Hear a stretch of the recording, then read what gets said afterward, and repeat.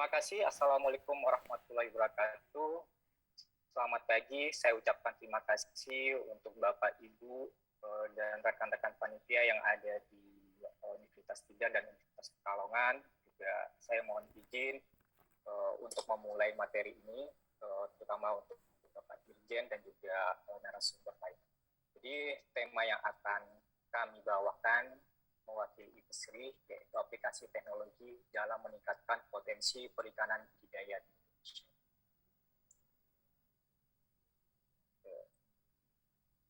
Oke, mungkin yang pertama tadi juga sempat dibawakan oleh Bapak Teguh Hairto ya, selaku Dirjen Perikanan Budidaya terkait potensi aquaculture. Saya ingin sedikit meringkas lagi terkait apa itu perikanan budidaya. Jadi kalau kita mengacu pada Undang-Undang Nomor 31 Tahun 2004 tentang perikanan atau budidaya perikanan, artinya di sini adalah kegiatan untuk memelihara, membesarkan dan membiarkan ikan serta memanen hasilnya dalam lingkungan yang terkontrol. Di sini lingkungan terkontrol artinya adalah ada campur tangan manusia. Jadi kalau secara umum kegiatan aquaculture itu dimulai dari pembenihan ya, kemudian pendederan dan pembesaran, kemudian juga ada pemasaran dan supply chain-nya. Jadi kami di IPESRI fokus pada dua hal, pertama terkait pembesaran dan supply chain-nya. Jadi sedikit introduction terkait IPESRI. IPESRI didirikan tahun 2013 dan kita sebagai salah satu perusahaan aquaculture intelligence pertama di Indonesia. Jadi ada 3 tujuan IPESRI. Pertama, menyediakan kebutuhan pangan dunia melalui aquaculture, kemudian menyediakan teknologi yang terjangkau, yang ketiga mengurangi kesenjangan sosial ekonomi melalui ekonomi digital yang inklusif.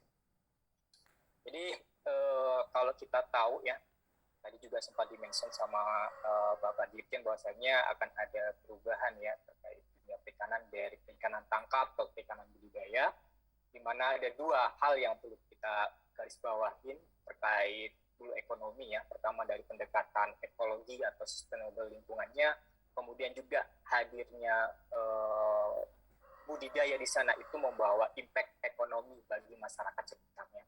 Jadi kalau kita lihat dari Pulau Sumatera hingga Papua ini memang sangat berpotensi banget ya terkait perikanan budidayanya.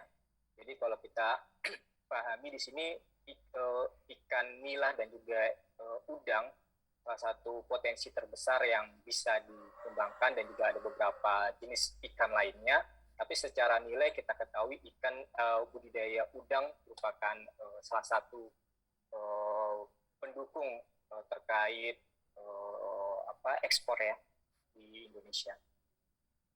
Jadi kalau kita bicara komoditas, kami di IPESRI ada 6 jenis komoditas yang kita fokuskan. Pertama ikan mas, ikan gurame, ikan lele, ikan patin, kemudian udang dan juga ikan bakar. Apa sih komoditas aquaculture atau komoditas perikanan? Jadi kalau kita bicara komoditas, artinya adalah spesies atau jenis ikan ya dalam arti yang luas yang dapat diproduksi dalam kegiatan aquaculture dan menjadi barang atau produk yang bisa diperdagangkan. Nah, kalau kita bicara teknologi ya, seperti tagline kita pada seminar kali ini, jadi kalau bicara teknologi pasti tidak terlepas dengan hadirnya startup. Ya. Jadi untuk sesi kali ini kita akan bahas terkait apa itu startup dan perbedaan startup dengan model bisnis konvensional lain. Jadi kalau kita bicara startup adalah organisasi yang didesain itu sifatnya temporary ya, agar bisa dapat reputable dan juga bisa scale, seperti itu terkait model bisnisnya. Nah, apa sih bedanya startup dengan model bisnis atau corporate ya? Jadi kalau kita lihat secara risiko, kalau di startup itu memang high risk ya, karena kita membuat model bisnisnya itu harus memvalidasi ya dan mentes, jadi sifatnya belum settle. Sedangkan kalau di corporate model bisnisnya itu sudah pernah divalidasi sehingga kita tinggal mengembangkan saja. Nah, terkait planning framework-nya juga, kalau di startup itu fleksibel ya, karena model bisnisnya adalah model bisnis passing ya, mencari, mereplicate, kemudian kita mengembangkan seperti itu. Nah, sedangkan untuk fokusnya ya, jadi fokus untuk menjalankannya, kalau di startup itu lebih efektif ya. Jadi kita lebih banyak pembelajaran, ngerti terkait apa sih yang dibutuhkan oleh para pembudidaya, kemudian kita membuat satu model bisnis sehingga nanti bisnis itu bisa lebih impactful lagi di dalam kelanjutannya. Kemudian secara strukturnya pun lebih dinamis ya, seperti itu. Jadi strukturnya itu pasti akan terus berubah sesuai dengan kebutuhan dan juga perkembangan dari bisnisnya itu sendiri. Dan juga terkait model grupnya, jadi model eksponensial lah. Jadi kita mengkreat suatu model bisnis baru, kemudian kita tes di lapang, kemudian kita dapat learningnya, kemudian kita bisa melakukan running atau sprint ya terkait model bisnisnya. Jadi itu secara gambaran singkat terkait model bisnis yang ada di startup dan juga di model bisnis konvensional. Nah, jadi berdasarkan data DigiVis ya, jadi di tahun 2018 itu sudah sangat banyak sekali startup ya, mungkin sekitar 30-an lebih startup yang bergerak di bidang kelautan dan perikanan, dan mungkin di tahun 2021 ini mungkin bisa sampai 100 mungkin ya, terkait startup yang bergerak di bidang perikanan. Nah, bagaimana hubungannya dengan teknologi ya, atau revolusi teknologi? Jadi kalau kita bicara teknologi, ada suatu metode ya untuk merasionalkan ya, atau mengarahkan dan juga mengefisiensikan suatu kegiatan yang ada pada kehidupan kita sehari-hari. Nah, di sini kita bisa lihat ya, paling mudah saja revolusi perkembangan komunikasi ya, mulai dari bentuk handphone yang dulu mungkin di tahun 90-an awal bentuknya seukuran batu bata, kemudian terus berkembang hingga ukuran yang sangat slim dan juga tipis seperti itu. Baik juga dari sisi teknologinya, dulu handphone itu hanya bisa untuk SMS ataupun telepon, tapi sekarang kita melakukan segala aktivitas itu sudah bisa melalui handphone. Dan juga perkembangan dari segi pengetikannya, dulu kita kenal ada pengetikan dengan numerik yang 1, 2, 3, kemudian model keyboard, dan juga sekarang sudah modelnya adalah touchscreen seperti itu. Nah, yang kemudian juga kita bisa lihat terjadinya revolusi teknologi ya, dari mesin ketik hingga ke laptop. Dimana kalau mesin ketik kita bayangkan saja ya, kalau kita mengetik kemudian salah, terus kalau kita mendapatkan dosen yang perfeksionis misalkan ya gitu, tidak boleh ada kesalahan, kita harus mengulang lagi dari awal. Tapi bagaimana hadirnya komputer itu bisa membawa suatu perubahan sehingga kita memudahkan untuk melihat dan mengedit sebelum kita mengeprint hasil kerjaan kita. Nah, kalau bicara teknologi pasti juga berkaitan dengan industri 4.0 ya, di mana industri 4.0 itu menekankan terhadap kegiatannya itu sudah automation ya, sudah dijalankan dengan mesin, kemudian antar perangkat satu dan perangkat lain itu sudah saling terkoneksi, berbasis cloud ya, atau berbasis database, kemudian berbasis Internet of Things, dapat diakses dan dapat dijalankan dari mana saja, kemudian berbasis big data, dan juga semua sistemnya terintegrate. Jadi kalau kita bisa simpulkan bahwasannya inovasi teknologi itu merupakan suatu hal yang vital ya, untuk memastikan budidaya itu tumbuh secara sustainable. Nah, ini ada sedikit tren ya terkait teknologi yang ada di aquaculture. Tapi sebelum masuk ke sana, kita pahami dulu ya, apa sih the big challenge dari aquaculture ya. Ini saya ambil contoh dari sumbernya The Heads ya, dimana kalau budidaya udang itu ada 2 teratas terkait challenge-nya ya. Pertama dari segi penyakit ya, kemudian juga dari segi biaya ataupun cost produksi. Nah, ini ada beberapa contoh ya, beberapa contoh startup yang bergerak. Ada kita sendiri ya, kita sendiri bergerak di bidang startup automatic feeder, kemudian juga ada di pembiayaan atau fintech, ada yang berbasis IoT tambak, kemudian e-commerce, marketplace, juga aerasi, kemudian juga ada konstruksi kolam, dan juga ada pengecekan kualitas air. Nah, kita coba sedikit introduce ya terkait teknologi apa sih yang bisa diadopsi untuk mengembangkan potensi budidaya perikanan. Jadi kalau kita saat ini memang ada beberapa startup juga tuh yang mengembangkan terkait kolam bundar ya, di mana kolam bundarnya itu sifatnya seperti Lego. Jadi sifatnya portable, dapat dibongkar pasang, sehingga kita memudahkan untuk memasang dan juga memindahkannya. Jadi kenapa sih kolam bundar ini merupakan salah satu teknologi juga tuh yang bisa meningkatkan potensi perikanan, karena memang kalau kita bisa bicara kolam bundar ini tidak ada sudut matinya ya. Jadi harapannya difusi oksigen itu bisa lebih merata, pengumpulan sisa pakan itu lebih tersentralkan, kemudian juga padat tebarnya juga bisa lebih tinggi seperti itu. Nah ini kolam bundar ini bisa cocok untuk dikombinasikan dengan sistem ras ya.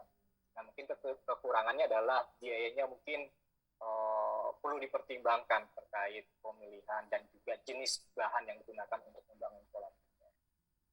Nah kemudian juga ada teknologi terkait aerasi ya, model Venturi ya. Jadi merubah ya aliran flow yang tinggi kemudian dipersempit keluarannya sehingga tekanan fluida yang keluar itu menjadi lebih kecil seperti itu. Nah ini banyak juga diterapkan di budidaya ya terkait sistem Venturi ini. Kemudian juga ada beberapa lagi model aerasi seperti penggunaan aerotubes atau diffuser. Nah, ini akan dikombinasikan dengan blower ataupun wave blower. Ini ada beberapa contoh implementasi dari aerotub untuk kita aplikasikan sebagai sumber oksigen di kolam budidaya kita. Nah, ini juga ada teknologi dari suatu startup ya, di mana mereka bisa mampu memprovide ukuran ataupun oksigennya itu lebih tinggi gitu kan, karena ukuran oksigen yang dihasilkan itu atau gelombang oksigennya itu berukuran nano. Jadi mungkin ini juga bisa jadi salah satu upaya kita dalam mengadopsi teknologi aquaculture. Nah, bagaimana dengan teknologi monitoring ya? Jadi monitoring ini kita akan coba bicara lebih ke penginderaan ya, penginderaan dan pengecekan kualitas air serta mengestimasi biomas seperti apa. Jadi ini ada beberapa teknologi yang bisa diadopsi ya terkait penggunaan sonar atau akustik ataupun kamera ya. Jadi ini salah satu contoh yang saya ambil dari referensi di Kramba ya. Jadi di situ dia memasang surface kamera, stereo video, kemudian juga ada sonar, juga ada akustik telemetri. Surface kamera ini untuk memonitor permukaan dari si air itu ya, mungkin ada ikan yang lompat seperti itu, ataupun kita bisa memonitoring aktivitas dari si pembudidaya, anak pakan kita ketika memberikan pakan seperti itu. Kemudian juga ada stereo video ya, kita bisa mengcapture behavior dari si ikan itu seperti apa di dalam air seperti itu, dan bisa dikombinasikan juga dengan image recognize ataupun image processing, sehingga dari olah gambar itu kita bisa mengestimasi pertumbuhan dari si ikan itu. Kemudian juga ada sonar ya, sonar ini juga kita bisa menduga density populasi dan juga biomas dari si ikan yang kita budidayakan. Kemudian juga ada akustik telemetri ya, jadi kita memasang tag di ikannya itu, jadi kita bisa men-tracking nih individual ikan itu behaviornya seperti apa. Misalkan ikannya kalau tidak aktif, itu mungkin ada satu hal yang menyebabkan ikan tidak aktif, misalkan penurunan kualitas air atau dia terjadi penyakit, itu bisa kita adopsi teknologi. Nah, ini ada beberapa teknologi juga ya, di mana dia sudah menggunakan kamera ya untuk memonitoring. Jadi pembudidayanya tinggal duduk di atas, masukkan aja tuh kameranya, jadi udah bisa ke capture tuh ukuran ikannya, behaviornya seperti itu. Ini juga ada model kamera bentuknya scanner ya, ini juga sudah sempat di trial. Jadi kita bisa mengcapture udang dan mengestimasi biomasnya itu berapa, kemudian juga mengestimasi udangnya sehat atau tidak dari aktivitas si udangnya itu. Nah, ini juga ada teknologi yang bisa kita adopsi terkait monitoring pertumbuhan, di mana kita taruh udangnya di dalam bucket, kemudian kita melakukan image processing sehingga nanti akan ketahuan ukuran dan juga beratnya, ataupun juga bisa mengetahui kondisi udangnya itu abnormal atau tidak abnormal. Nah, ini juga ada pemanfaatan satelit ya untuk memonitoring terkait potensi perikanan di suatu daerah ya, karena sifatnya real time, jadi kita bisa ketahuan daerah-daerah mana saja sih yang memang lagi berbudidaya secara optimal, mana saja daerah-daerah yang memang dia lagi off budidayanya. Ini juga sudah ada beberapa penerapan teknologi berbasis satelit untuk melakukan observasi ya. Nah, jadi kita bisa mengestimasi suatu daerah itu potensinya berapa dari jumlah kolam yang aktif berbudidaya. Nah, ini juga ada penerapan teknologi untuk memonitor kualitas air ya. Jadi dengan adanya monitoring kualitas air ini, kita bisa mengcapture kondisi yang terjadi dalam budidaya itu seperti apa, baik terjadinya fluktuasi kualitas airnya, dinamika yang terjadi, sehingga nanti kita bisa melakukan suatu action yang bisa disesuaikan dengan kondisi kualitas airnya. Jadi ada beberapa hal yang bisa kita capture ya, untuk memonitoring parameter ya, mulai dari oksigen, pH, nilai konduktivitas, turbidity, nitrat, nitrit, amonia, dan lain-lainnya. Nah, kita masuk ke sesi yang berikutnya terkait digitalisasi dan aquaculture intelligence. Jadi kita bicara digitalisasi, ya artinya kita akan bicara tentang bagaimana mengolah suatu data sehingga bisa menghasilkan suatu keputusan ya yang sifatnya presisi, sehingga kita bisa mengambil suatu tindakan yang memang sesuai dengan kondisi yang ada di lapang. Nah, ini kenapa sih data itu penting ya? Karena data itu bisa menjadi bahan pertimbangan kita untuk mengambil decision-nya, dan kita juga bisa menganalisanya. Jadi data itu perlu digitalisasikan. Kalau kita tahu ya sekarang ini mungkin ada beberapa pembudidaya yang masih menggunakan paper base, seperti itu, mencatat pakannya berapa per hari, mencatat kualitas airnya itu berdasarkan paper. Kemudian bisa dipindahkan ke digitalisasi ya kan. Itu kita bisa lebih mudah untuk menganalisanya dengan Excel yang paling simpel gitu ya. Jadi kenapa sih digitalisasi ini berkontribusi? Karena memang inovasi teknologi itu arahnya nanti berbasis intelligence ya, berbasis data. Jadi kalau tidak ada data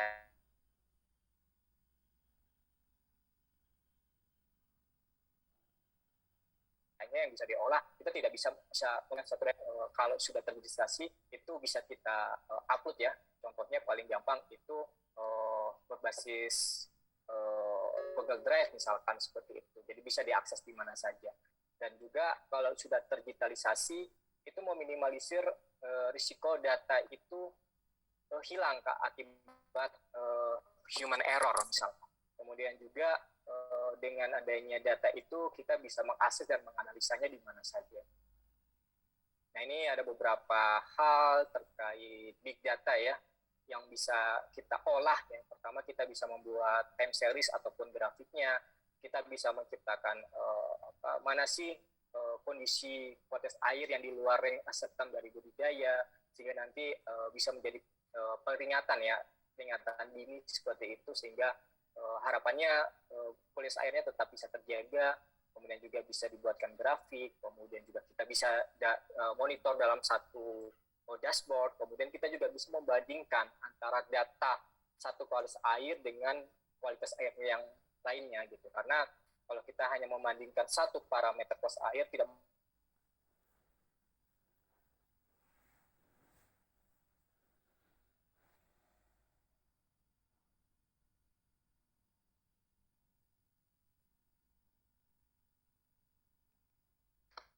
membandingkan atau melakukan multivarian tinggi, itu tingkat toksisitas amonitnya bagaimana, seperti itu. Jadi kita menganalisa suatu data itu harus membandingkan dengan parameter yang berpengaruh terhadap nilai itu.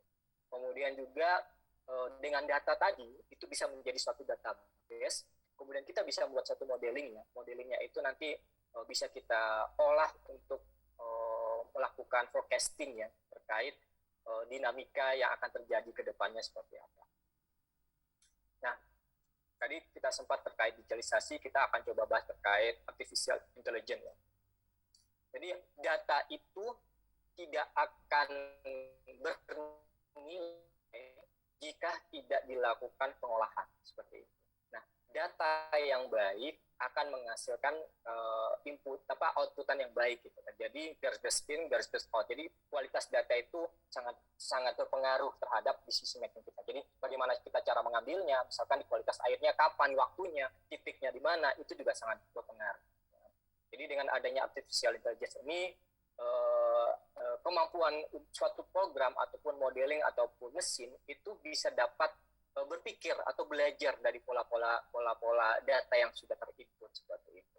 Sehingga nanti harapannya dengan ada artificial intelligence itu memudahkan kita atau sebagai salah satu second opinion kita untuk mengambil keputusan, karena program itu atau mesin itu dia dapat beradaptasi dengan makinnya banyak data, dia akan makin beradaptasi. Kemudian dia dapat belajar gitu pola-pola datanya itu seperti apa, sehingga nanti akan menghasilkan suatu analisa. Nah, tadi seperti saya sebutkan ya, jadi kalau kita membandingkan suatu data itu sifatnya jangan single variabel aja, tapi multivariabel, seperti itu yang perlu kita bandingkan.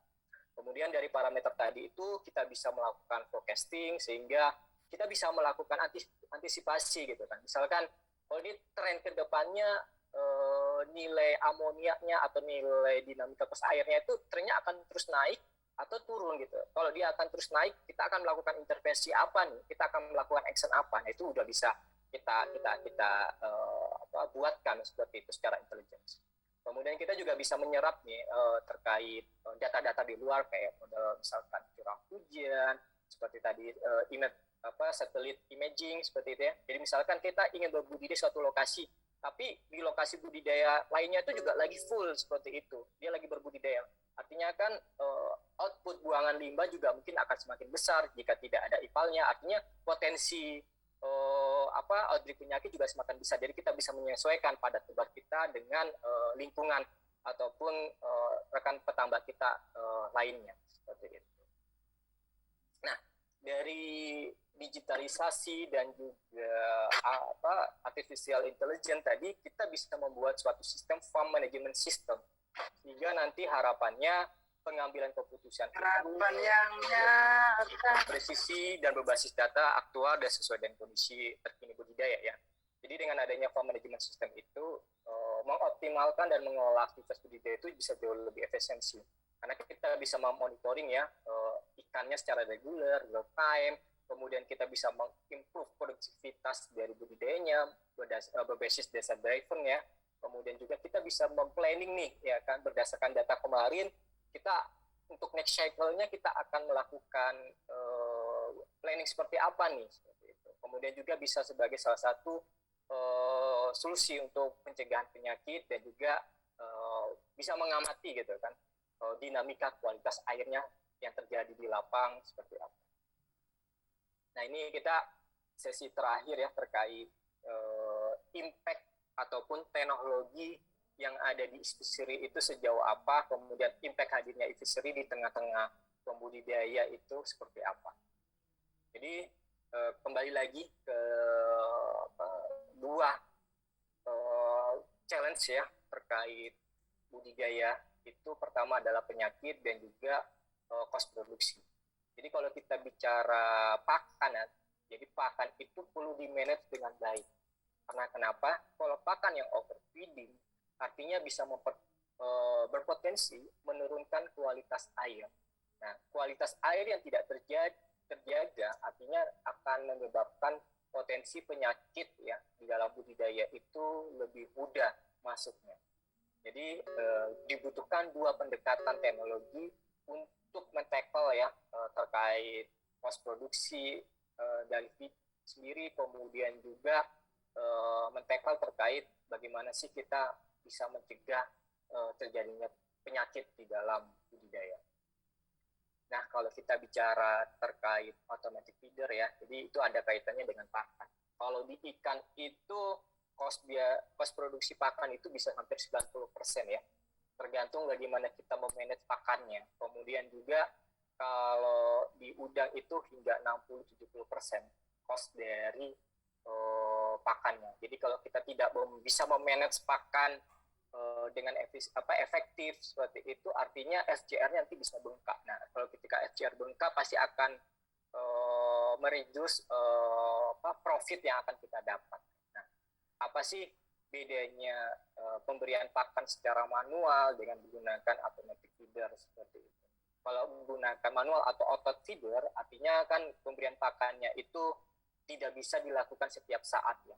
Kita bayangkan saja kalau jumlah kolamnya banyak dan sekali pakan itu yang di-cover oleh anak pakannya ataupun anak tambaknya itu 5-10 kolam, itu butuh waktu berapa seperti itu. Jadi ketepatan dalam pemberian pakan itu bisa menjadi salah satu konsekuensi juga yang perlu dipertimbangkan menggunakan automatic feeder.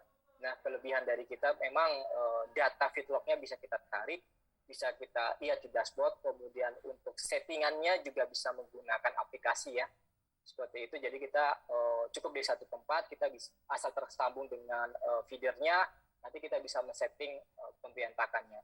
Kemudian juga kita yang membedakan automatic feeder kita dengan automatic feeder lainnya itu adalah di takarannya ya, dimana kalau di automatic feeder konvensional lainnya tidak ada takarannya. Jadi lontaran pakan sekali muter itu akan berbeda-beda. Nah, sedangkan karena kita ada takarannya, lontaran pakannya itu atau keluaran pakannya dari setiap kali lontaran itu bisa dikatakan stabil.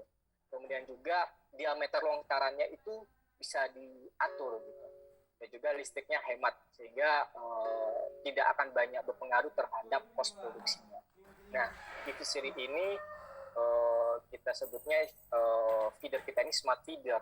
Kenapa smart feeder? Karena ada control box-nya, jadi ada otaknya di situ. Jadi kita bisa mengontrol dan menjalankannya itu by aplikasi dan akan dijalankan oleh mesinnya. Nah, ini ada contoh ya smart feeder kita yang khusus di udang ya, di mana lontarannya kalau di automatic feeder kita di udang itu 360 derajat, sedangkan kalau yang di ikan 180 derajat. Nah, kenapa sih dengan memakai automatic feeder ini udangnya itu bisa jauh pertumbuhannya lebih baik? Karena kalau kita bicara behavior dari si udang ini makannya itu secara kontinu, sedikit demi sedikit tapi terus menerus seperti itu. Nah, itu bisa diaplikasikan dengan automatic feeder gitu. Misalkan kalau kita mau kasih makan tuh di udang selama 24 jam penuh seperti itu ya, kalau menggunakan tenaga manusia itu sangat butuh effort sekali seperti itu. Jadi ini salah satu cara kita untuk men-tackle terkait post produksi tadi gitu. Nah, ini tadi ada beberapa hal yang bisa kita lakukan ya terkait smart feeder. Jadi dikontrol dengan aplikasi, nanti alatnya bisa jalan berbasis cloud ya, datanya itu bisa kita tarik feed cloud-nya, nanti ada di cloud-nya, kemudian bisa ditampilkan ke dalam dashboard. Nah, kita lanjut juga yang kedua terkait teknologi yang kita lagi kembangkan di fishery terkait disease preventive system ya, di mana kita pinginnya dengan adanya disease preventive system ini pencegahan penyakit itu bisa terjadi ya. Jadi disease preventive system ini bukan suatu tindakan kuratif atau pengobatan. Jadi sifatnya adalah pencegahan. Apa saja sih item yang ada di dalam sistem DPS ini? Pertama, kita bekerja sama dengan Aqualisan ya. Jadi Aqualisan ini semacam disinfektan yang memang ramah lingkungan, di mana aplikasinya itu pun disesuaikan dengan data kualitas airnya. Jadi naik turun dosisnya itu kita sesuaikan dengan data yang kita terima. Nanti akan kita olah dengan kualitas air sekian, akan kita olah secara artifisial, akan keluar tuh dosisnya tepat itu seperti apa. Kemudian juga kita melakukan pendampingan ya, pendampingan oleh tim aquaculture kita di lapang terkait pengecekannya seperti apa, kita edukasi mereka terkait kenapa sih perlu pentingnya melakukan pengecekan kualitas air, kemudian hasilnya pun kita laporkan kepada mereka, di mana nanti laporannya itu pun kita akan membantu menjelaskan terkait kondisi budidaya berdasarkan data itu seperti apa. Nah, kemudian ketika terjadi outbreak, kita ada yang namanya protokol outbreak ya. Jadi di mana nanti ada penambahan dosis Aqualisan, sehingga dengan dosis yang ditambahkan itu bisa mampu mengontrol ekosistem seperti itu, terutama ekosistem mikrobiologisnya. Nah, sebelum kita menerapkan yang namanya DPS, tim kita pasti akan melakukan survei dulu nih, survei terkait bispurity-nya seperti itu, karena kita tahuin terjadinya potensi outbreak penyakit di dalam budidaya itu tergantung bagaimana kita menjalankan budidaya tersebut, behaviornya seperti apa. Kemudian kita bisa melihat dari ada nggak sih penerapan preventif pencegahannya ya, terkait misalkan penggunaan alatnya misalkan, ataupun ada pembatasan terhadap orang yang lalu lalang seperti itu. Nah, sama seperti security itu ibaratnya sama seperti kasus sekarang terjadinya COVID ya, dimana kalau kita tidak memakai masker, tidak sering cuci tangan, potensi kita itu terkena penyakit ataupun COVID itu semakin besar. Tapi kalau kita memakai masker, kemudian kita sering cuci tangan, menjaga jarak, artinya potensi itu bisa kita kurangkan. Nah, ini dari kita nanti akan melakukan survei terkait biosecurity-nya, kita akan melakukan scoring ya, mulai dari sumber airnya bagaimana, kondisi kolamnya seperti apa, adakah faktor pembatas ataupun penggunaan alat-alatnya saling berinteraksi antar satu kolam atau tidak, kemudian penggunaan feeding manajemennya seperti itu, terus kemudian cara orang dia menjalankan budidaya itu akan kita coba lakukan mitigasinya seperti itu, kita lakukan monitoringnya. Nah, dari mitigasi itu akan ketahuan risikonya apa terkait budidaya di sana. Nanti dari risiko itu kita akan memberikan suatu rekomendasi berdasarkan skor ataupun nilai rata-rata yang didapatkan dari hasil survei tersebut.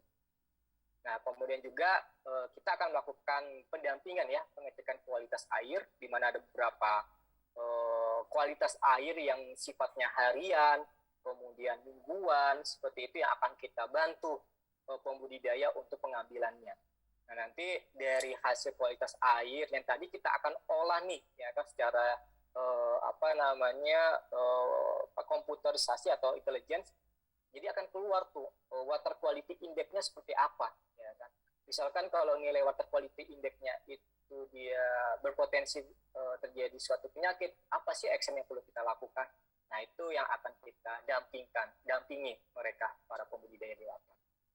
Nah, kemudian juga ini adalah contoh laporan ya terkait hasil pengecekan lab-nya, di mana kita bisa melihat tuh nilai standar ring acceptance dari budidaya itu. Ini contohnya di udang ya. Jadi ada beberapa customer kita yang datanya kita olah, kemudian kita highlight ya yang warna kuning seperti itu nilai risk-nya itu masih di range nilai yang acceptance atau tidak seperti itu. Kalaupun tidak, nanti apa sih bahayanya, deskripsi bahayanya seperti apa, actionnya seperti apa. Nah, ini ada contoh ya deskripsi hasilnya ya, deskripsi hasil dari data yang tadi kita ambil, kita olah, kemudian kita akan melakukan rekomendasi. Nah, rekomendasi ini sifatnya dinamis ya, artinya akan selalu ada pembaharuan sesuai dengan karakteristik dari si perairan itu. Kemudian juga akan disesuaikan juga dengan behavior ataupun sistem budidaya yang dikembangkan oleh atau yang dijalankan oleh si pembudidaya di lapang seperti apa.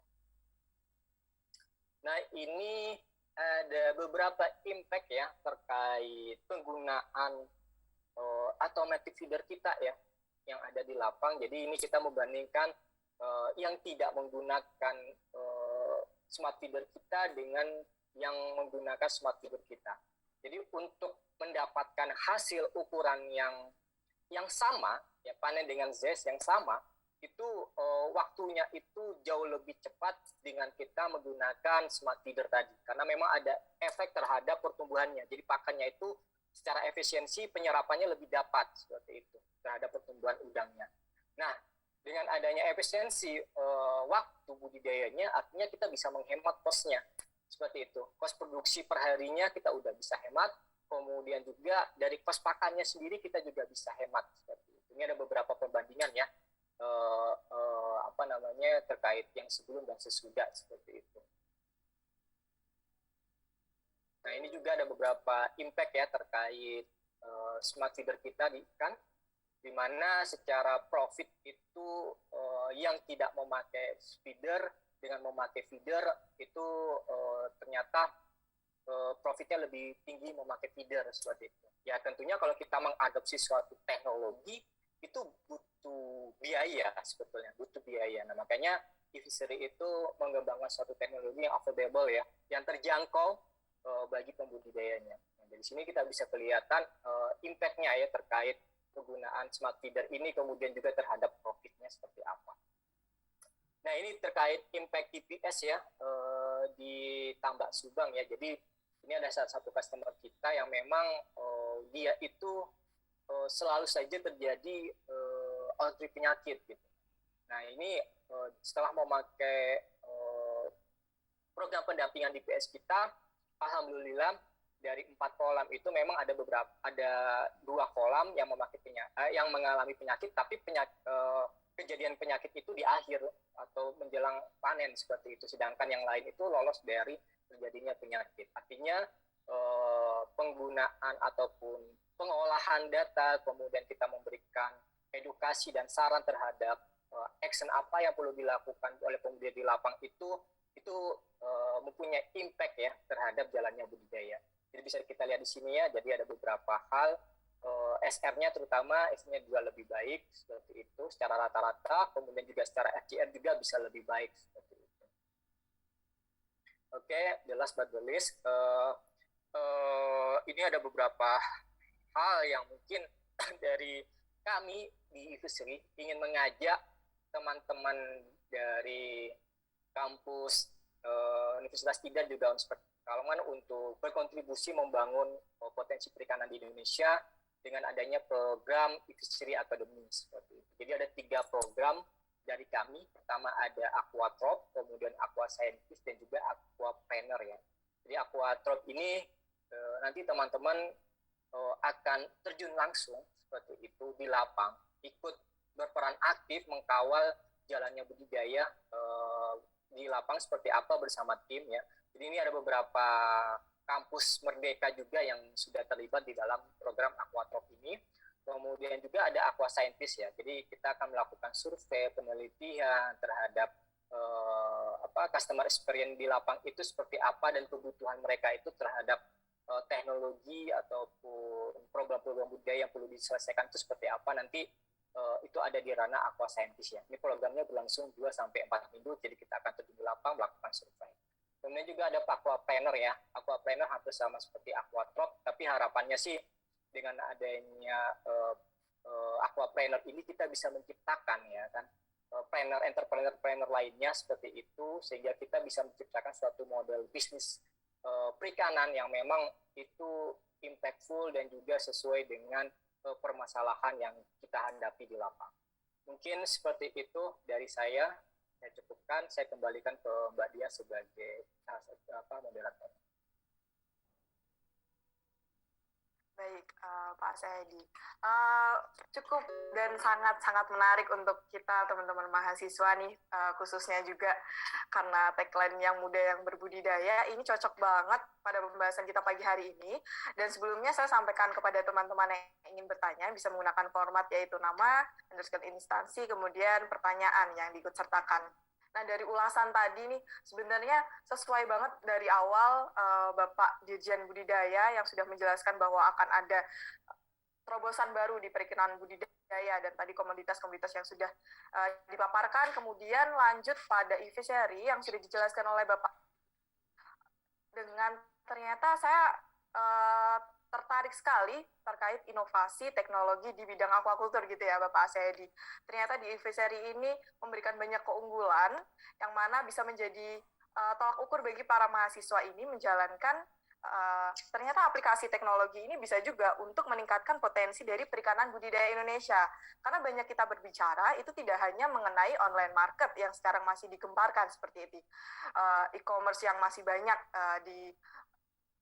ramai berbicara seperti untuk meningkatkan bagaimana meningkatkan potensi penjualan, permintaan dan lain sebagainya macamnya, ternyata ada hal yang paling sensitif ataupun paling utama harus kita pikirkan adalah dari proses budidaya itu sendiri, yaitu dari mulai pembenihan hingga pembesaran, yang mana ini adalah salah satu poin juga bagaimana kita akan melakukan pengembangan di bidang teknologinya agar kita mendapat ada 3 hal ya, panen yang lebih cepat, makan lebih hemat, kemudian keuntungan yang makin berlipat. Itu sangat menggiurkan banget untuk para pembudidaya khususnya agar lebih efisien dan efektif. Biasanya tapi paling mahasiswa akan berbicara mengenai seperti ini, Bapak Sahedi. Bagaimana cara mahasiswa itu untuk memulai? Karena banyak yang kita pelajarin di bidang pendidikan ya, pada khususnya di S1 ini, mungkin di Universitas Leader dan Universitas Pekalongan, juga universitas yang ada di Jawa Tengah khususnya, 3 Jawa Tengah dan DIY dan seluruh Indonesia, kita pasti akan bertanya bagaimana cara mahasiswa ini akan mengimplementasikan awalnya dulu, sederhana itu dulu gitu, hingga nanti memunculkan seperti Ivisari ini, bagaimana sih awal mulanya bisa berpikirkan hingga teknologi yang sudah sekeren itu gitu. Pak Saidi, ada pesan untuk para mahasiswa tidak ya? Bagaimana kita untuk lebih mengembangkan pemikiran kita? Ya, terima kasih Mbak Dia. Jadi kalau kita bicara bagaimana sih kita memulai, ya mulai saja seperti itu gitu. Tapi sebelum memulai ya kita harus tahu dulu, gitu. Harus sering-sering lah main ke lapang, sering-sering berdiskusi dengan para pembudidaya. Mereka problemnya di dalam mengembangkan potensi perikanannya itu apa masalahnya. Kemudian kembangkan suatu ide liar seperti itu, kemudian kita membuat suatu planning ya gitu. Planning itu kendalanya itu kadang tidak ada eksekusinya gitu. Ya, planning bagus jelek itu tidak akan bernilai kalau tidak ada eksekusinya. Nah, disitulah kita harus memulaikan suatu hal yang ada di dalam otak kita ataupun pikiran kita menjadi suatu tindakan action. Itu sih Mbak, kalau dari saya gitu kan. Jangan takut mencoba. Ya kan? Lebih baik salah daripada tidak mencoba sama sekali sih. Itu mungkin saran saya. Ya siap Bapak Sahedi. Jadi kebanyakan kita tuh cuma berpikir di otak aja gitu ya. Ya, tapi kita tidak bergerak seperti itu. Makanya itu tadi dengan banyak hal, kayak kita aja di mungkin di mata kuliah ya, kita pasti akan berbicara tentang kualitas air, kemudian bagaimana suplai pakan, lalu bagaimana untuk pemeliharaan, dan ternyata ini semua bisa dengan tadi pemaparan awal, ternyata ada remote control yang bisa memperlihatkan remote monitoring teknologi for the farm seafood industry. Ternyata udah sejauh itu ya. Di luar negeri juga ternyata sudah kita bisa melihat mana-mana saja yang sudah berkembang dan kapan kita melakukan pengaturan pada tebar yang disesuaikan untuk nanti kita berbudidaya seperti itu. Emang ternyata keren banget, dan saya harap dari teman-teman partisipan ini sepertinya sudah terpantik dengan pembahasan yang panjang. Kalau masih ada yang bingung ataupun ingin ditanyakan, pengen nih jadi seperti Bapak Sahedi juga bisa banget, mumpung beliau hadir di webinar of Aquaculture World kali ini. Untuk pertanyaan bisa untuk diberikan. Ini ada pertanyaan ya.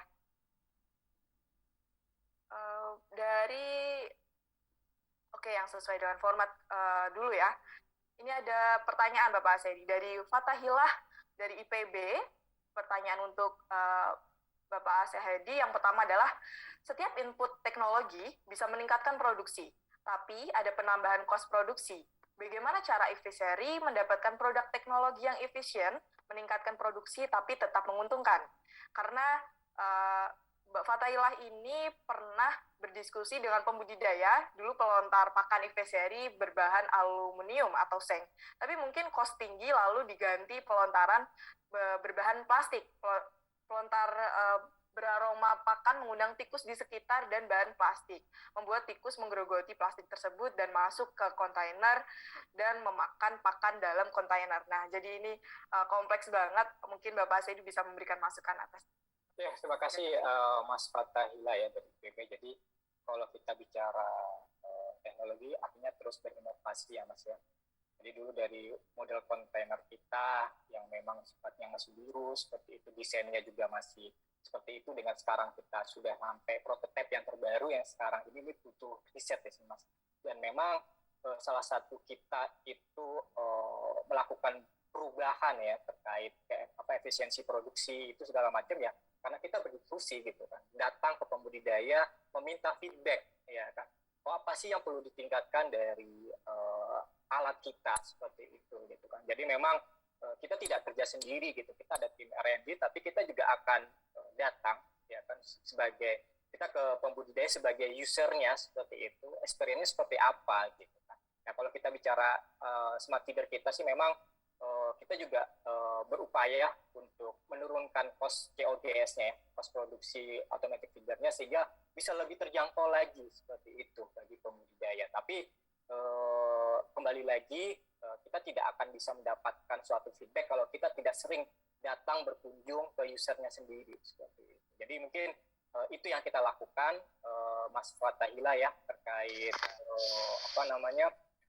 biaya ya, cost produksi dari alat itu sendiri gitu kan. Tapi kalau secara impact sih dari hal yang kita datang ke pembudidaya itu, mereka menambah ya 1.000 ataupun 1.500 misalkan ya per cost produksi mereka, tapi hasilnya itu bisa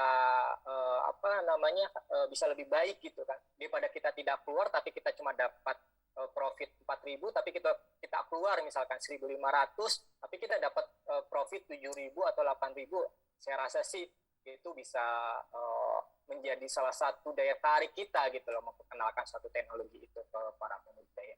Mudah-mudahan bisa menjawab ya Mas Fatahila dari IPB. Oke, terima kasih banyak Bapak Saidi atas jawabannya. Dari Saudara Fatahila sudah jelas ya untuk jawaban dari Bapak Saidi ini. Semoga bisa untuk sama-sama Mas Fatahila. Sama-sama. Kemudian ini ada pertanyaan Pak Saidi ini dari Tri Yusufi dari Unikal. Jika ada mahasiswa dari Unikal atau Untidar magang di tambak yang dikelola oleh Eviseri, apakah ada biaya magang?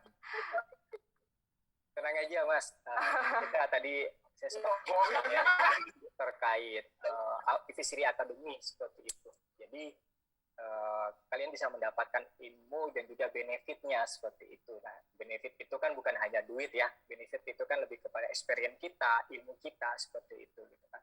Tapi kalau untuk sehari-hari, insya Allah teman-teman pasti akan mendapatkan support ya terkait biaya kehidupan di sana seperti apa. Jadi kita welcome saja.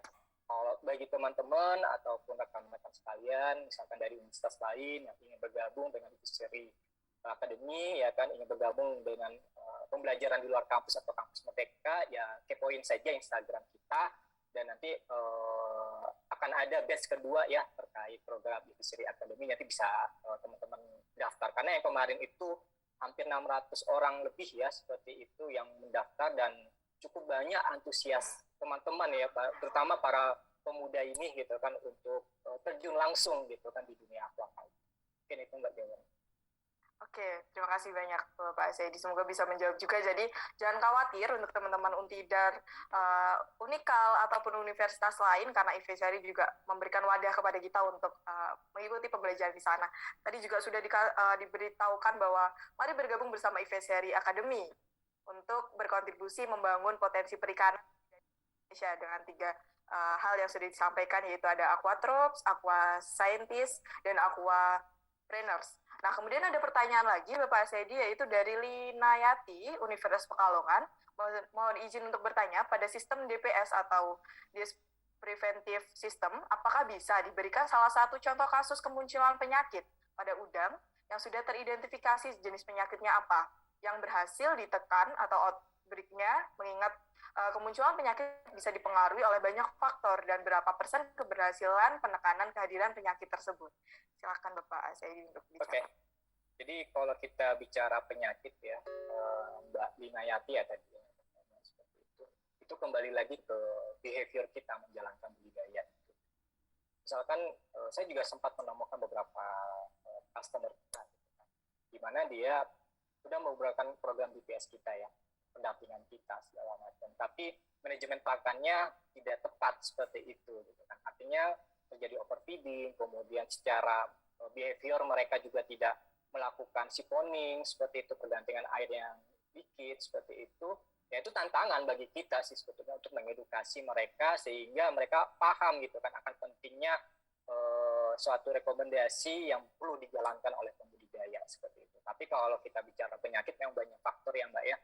Pertama, penyakit itu juga bisa dari benihnya sendiri, kemudian dari lingkungannya, kemudian juga karena memang kita menjalankannya itu diskusinya kurang. Tapi pada banyaknya karena program kita ini beberapa kasus ya kayak APEN, kemudian WSSP, kemudian fibrosis itu bisa kita tangankan seperti itu. Tapi sifatnya adalah preventif gitu, bukan kuratif atau mengobatkan seperti itu. Karena di dalam budidaya udang itu yang paling ampuh dalam pengobatan itu ya es seperti itu atau dipanen. Ya. Jadi memang kita ini sekedar memberikan edukasi, menyarankan dan memang kembali lagi ke pembudidayanya gitu kan, mau menjalankan atau tidak ya. Jadi kalau dikatakan success rate-nya ya kita bisa katakan ya 70-80% penyakit itu bisa diminimalisir kayak gitu. Bukan ditiadakan tapi diminimalisir. Meskipun nanti bisa terjadi penyakit misalkan, tapi terjadi outbreak penyakit, mungkin ada beberapa kasus yang kita temukan di lapang itu terjadinya di ukuran udang ataupun sudah masuk size pasar gitu. Artinya dia masih bisa dapat keuntungan kayak gitu. Dibandingkan kalau dia terjadi kematian di umur 30 hari ke bawah seperti itu. Jadi itu mungkin bisa menjawab Mbak Lina Yanti ya terkait hadirnya di PSMB untuk menekan kehadiran penyakit di budidaya. Oke Mbak. Baik, semoga sudah terjawab. Tadi sudah dijawab dengan jelas perihal munculnya dan bagaimana untuk menekan dari adanya penyakit yang ada di udang tersebut ya, yang tadi sudah ditanyakan oleh Ibu Linayati. Kemudian ini ada pertanyaan selanjutnya, ini dari teman-teman Untidar, yaitu Nada Hanifah Universitas Tidar, izin bertanya, kendala apa saja ya Pak yang selama ini terjadi saat penggunaan teknologi smart feeder?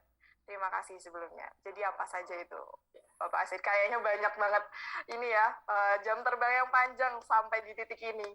Ya, jadi salah satu kendala kita dalam mengenalkan suatu teknologi adalah bagaimana kita memperkenalkan manfaat dari teknologi itu sendiri. Jadi sebagus apapun teknologi kita, tapi si pembudidaya tidak mengetahui manfaat dari hadirnya teknologi itu, tentu adaptasi ataupun adopsi teknologi itu juga sangat kurang. Seperti ini contohnya gini ya, ini cerita dari CEO kami Mas Gibran ya, datang ke pembudidaya seperti itu menawarkan automatic feeder seperti itu. Yang ditawarkan itu bukan automatic feedernya dulu ya, tapi memperkenalkan bagaimana men-setting automatic feeder itu dengan menggunakan handphone. Gitu. Yang ditekankan memperkenalkan handphone seperti itu sebetulnya gitu kan. Jadi handphone dulu mereka makainya yang masih monokrom seperti itu, sekarang sudah ada yang touchscreen, berlayar, ber-OS seperti itu. Jadi misalkan kita datang ke sana gitu kan, kita memperkenalkan Pak, handphone itu ada banyak manfaatnya. Bapak misalkan punya keluarga jauh seperti itu, jadi Bapak bisa melakukan panggilan video call gitu. Kalau yang dulu Bapak hanya mendengarkan suara, sekarang sudah bisa melihat wajahnya langsung dan bisa langsung berinteraktif seperti itu. Itu yang dikenalkan.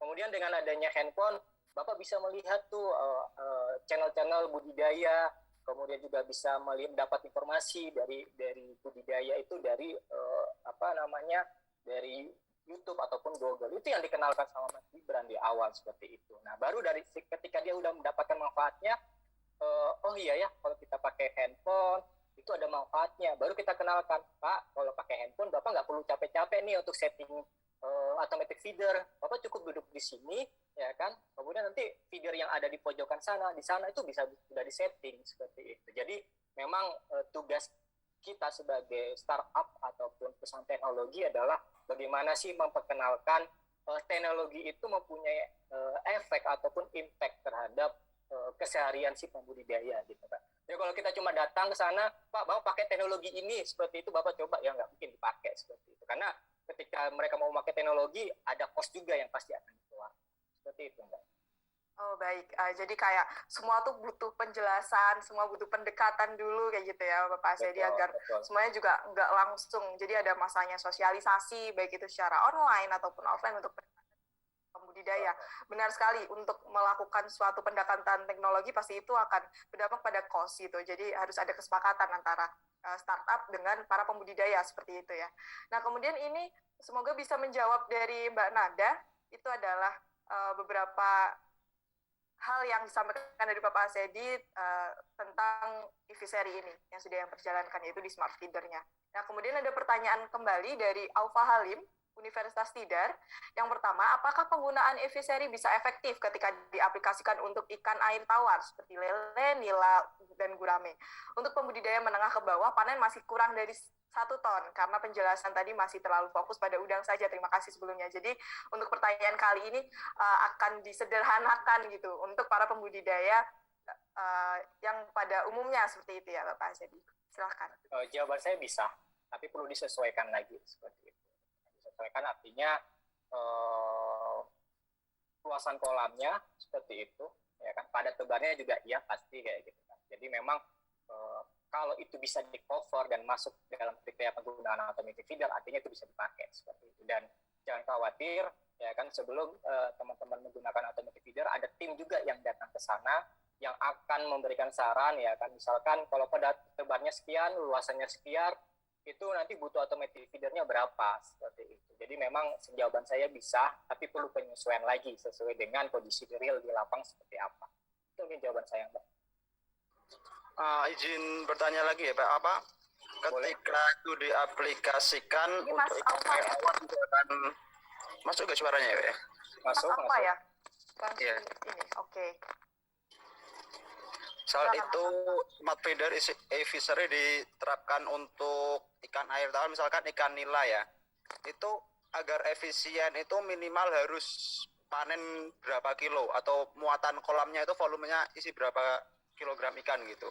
Soalnya ketika kita menggunakan smart feeder, apalagi itu ada menggunakan teknologi listrik, sama ketika kita membayar orang untuk memelihara ikan kita atau memberi pakan, apakah sebanding gitu kalau estimasi panen masih kecil lah istilahnya, di bawah 1 ton gitu. Terima kasih. Iya, betul banget Mas. Jadi Mas Aulia kembali lagi gitu kan, kembali lagi ke spesifikasi dari si automatic feeder itu gitu kan.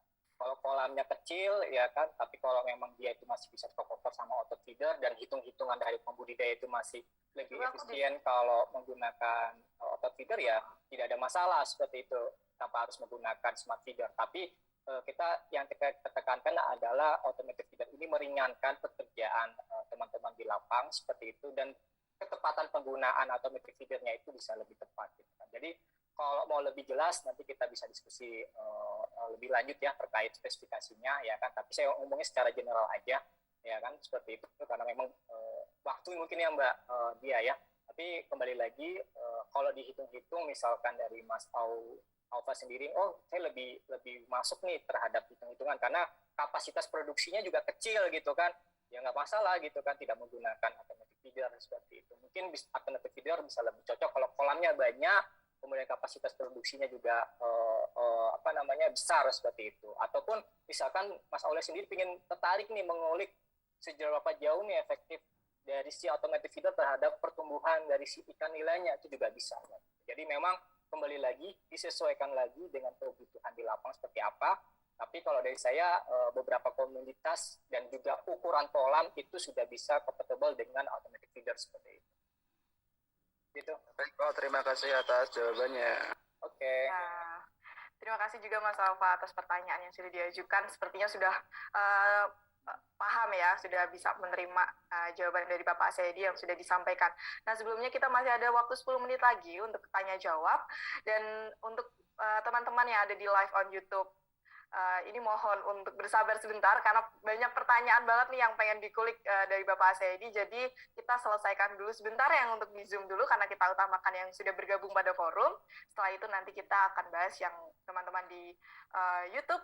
Nanti semoga waktu bisa untuk disesuaikan kembali. Nah, sebelumnya ada pertanyaan lagi nih Bapak Asedi dari Saudara Hayati Unikal. Apakah alat yang disampaikan pada contoh dapat digunakan sebagai pendamping praktikum di tambak? Nah, ini udah berbicara tentang akademisi nih. Kira-kira bisa atau tidak ya Bapak Asedi ya? Bisa saja sih Mbak seperti itu, karena kita juga ada beberapa instansi seperti itu ya, dan juga sekolah yang memang request ke kita seperti itu untuk menjadikan automatic feeder sebagai bahan pembelajaran gitu kan, demo di lapangan seperti itu. Jadi mungkin kalau untuk hal itu silakan aja menghubungi divisinya langsung ya Mbak ya, seperti itu by email ya kan, kemudian juga ataupun by telepon, juga proposalnya mungkin seperti itu jawabannya Mbak Dia. Oke, berarti bisa banget untuk diterapkan di praktikum masing-masing kampus untuk nanti kalau pengen belajar banget, berarti ini nanti smart feeder ini bisa sampai kemana-mana nih Bapak Asedi, bisa dari Untidar, Universitas Pekalongan juga, dan beberapa universitas yang ada di Jawa Tengah seperti itu. Nah, ini sepertinya ada Mas Fathahilah ya, tadi sudah bertanya, kemudian bertanya kembali.